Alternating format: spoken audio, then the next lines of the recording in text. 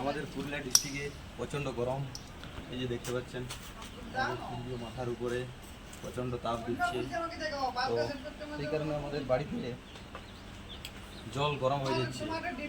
এমনি নর্মাল যে বালতিতে কিংবা যে হাঁড়িতে জল রাখা হয় সেই জল খুব গরম হয়ে যাচ্ছে। সেই কারণে আজকে আমি এই মাটির হাঁড়িটি মার্কেট থেকে কিনে নিয়ে এসেছি। এই মাটির হাঁড়িতে জল সবসময় ঠান্ডা থাকে, আপনারা তো জানেন। গ্রীষ্মকালে বিশেষ করে যত রোদ দেয়, গ্রীষ্মকালে বিশেষ করে মাটির হাঁড়িতে জল খুব ঠান্ডা থাকে। সেই কারণে এটি নিয়ে এসেছি। এটি দেখুন জল ভরবো আর ঠান্ডা ঠান্ডা জলের মজা উপভোগ করবো।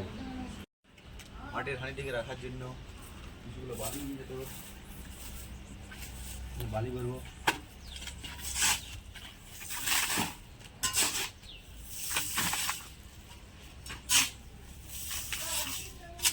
এই বালিগুলোতে মোটামুটি ভিজে যাবে।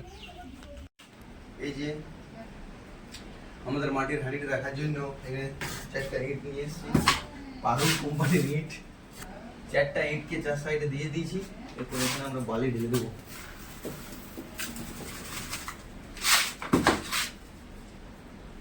ঠিক আছে, এতগুলো আরো বেশি বালি দেবো না।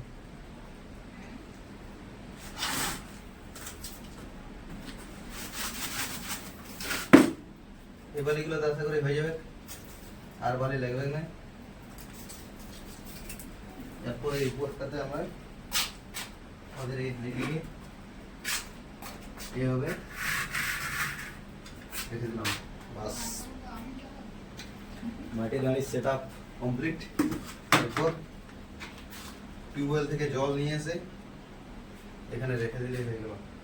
এরপর ঠান্ডা ঠান্ডা জলের মজা পাবো। হ্যালো।